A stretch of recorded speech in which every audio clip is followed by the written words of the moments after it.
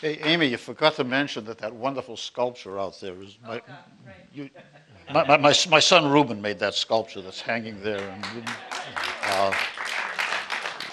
thank you. Well, it was a lot of fun working with you on this as a publisher. And as they say in another area of life, was it as good for you as it was for me? It was, Malcolm. We've been talking about it for a long time. We finally did it. Yeah, we finally did it. Yeah.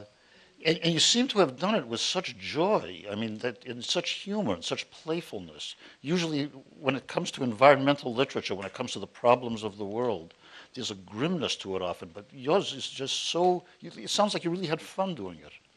Well, thank you, and I did, and it's one of the things I must have learned from my father, because it's one of his complaints was, he said of environmentalists and feminists, they don't have a sense of humor. And he thought it was just too dismal to have to keep beating people over the head with doom and gloom, because that's what environmentalists so often do. And he thought having a sense of humor was important. So he worked it in his speeches and in his books too. So I guess I learned it at his knee. Yeah, he seems to have a wonderful knack for aphorism, for these wonderful, memorable statements that he made. And we ought to. Ken, we're in Berkeley, and this is David Brower Center, and everybody in Berkeley knows David Brower. There's cameras on us. There may be people that don't know who David Brower is. And maybe we ought to explain something about why we're doing this book and what David Brower did and what it means. David Brower was my father. He was the first executive director of the Sierra Club. In 1952, he became the second full-time employee of the Sierra Club. It's one of the things that kind of knocked me back in doing the research. I hadn't quite thought about that, considering how big the Sierra Club is now. That it was the only full-time staffer before he came on in 1952 was Virginia Ferguson, as secretary. So his joining up as a staff doubled the staff. It was still only two, and one of the lessons for me is how young this environmental movement is. It hasn't been around that long, and it's grown very fast. My father's one of the things that this enforced in him was to do a lot of things. There was nobody else to do any work for the Sierra Club then, except volunteer board members, and so he had to be a publisher. He had to be a pamphleteer. He had to be a grassroots organizer. He had to lobby in Washington. He had to publish books, make movies himself. I'm doing a book for Malcolm right now on Hetch Hetchy, which my father filmed in one day. It was like an Andy Warhol project. He filmed him. He went over there. Phil Hyde, the photographer, came up and said, "Hey, the dam, the drawdown is really great. It's 180 feet of bathtub ring. We got to go shoot it." So they jumped in the car, ran up. In the course of this one day, half spent in Yosemite, half in Hetch Hetchy. He shot 500 feet of film, which he used every inch of in this film, and made a pretty good film because he had to make a good film. There was nobody else making these films, and it holds up. I played it, and it's pretty good still, and it's the kind of thing that necessity forces on you. And so he did a lot of things very well, and that was one of the things that this book brought home to me. And he was executive director of the Sierra Club, and then he went on to Friends of Earth, and then he went on to Earth Island Institute, and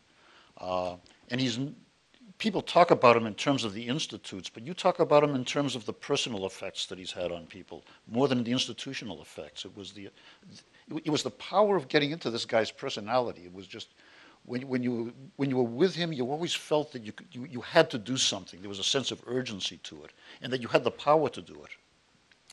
This is something I thought about a lot, and it really crystallized in doing this book for you, is trying to figure out where his influence was strongest. And I think, at first glance, you think it was in the organizations. He always had an organization. He always felt he needed one. But he wasn't really an organization man. He got in trouble in all those organizations because he didn't like authority, and he didn't like his boards of directors telling him what to do. No. Yes. No. And I'm shocked. and he and in our book I compare him to the cicada, which has this 16-year cycle. And in fact, my father was the guy who told me about the cicada, and he told me about the 16-year cycle. It's in the ground for 16 years as a pupa and as a larva, and then it comes out and it sings. And this is what happened to him. Every 16 years, he got kicked out of an organization. He finally got the Sierra Club board so fed up with him that they kicked him out, and he split his skin and flew off and started another organization, Friends of the Earth. And after 16 years, the same thing happened there. And I realized in our book I didn't quite finish the metaphor, because of course a cicada only does this once, and I forgot to say that. And my father did it lots of times, at least 3 times he did it. The other thing I forgot to say is how much noise a cicada makes. Oh. And so in the sequel when we reissue it, we can put that stuff in. Yeah. No. To finish your question though, there were these organizations, and he did need an organization, but he began to be constrained by the organizations always. They always wanted to tell him to slow down. He really felt that we couldn't slow down. We were saving the world, and this got him. He didn't worry about the bottom line. He didn't care if we were in the red. And of course, this really bothers boards of directors when you operate in the red a lot. But he said, well, if we do the work, the money will come in. And boards don't like to hear that. And so here were the organizations. Here was the publishing he did. He invented really this large format photographic nature book. They didn't exist before the books in this that are illustrated in this series in the exhibit. They really didn't exist. He, Ansel Adams, and Nancy Newhall invented this idea. No bookseller wanted to think about it. These books are too big for them to display. We don't have shelves that big. And all the messages he got were discouraging messages, but he produced the 30 books that we see out here, which were really brought tens of thousands of members into the Sierra Club and introduced the greater public to these ideas that we were talking about in the book. So there were these institutions, and they were impressive institutions. But the more I think about it, the more I think his real impact was one-on-one, or he was a shy guy. He was okay with one-on-3 or a big auditorium. He didn't like the middle. He didn't like the middle range. So it was one on auditorium. I mean, he gave this wonderful speech called the Sermon, at the end of which young kids in colleges and stuff would stream down and say, "Sign me up." Or it was one on bar. He was famous for closing bars. He could drink everybody under the table. Dave Foreman in this book says, I have a reputation for being able to drink, but I could not stay up with I couldn't stay up with my father.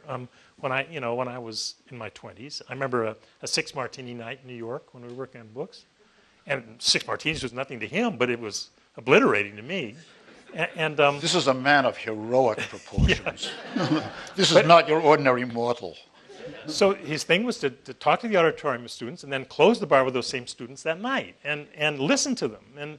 And one of the themes that came out of this book that I hadn't been quite ready for was how well he listened to young people.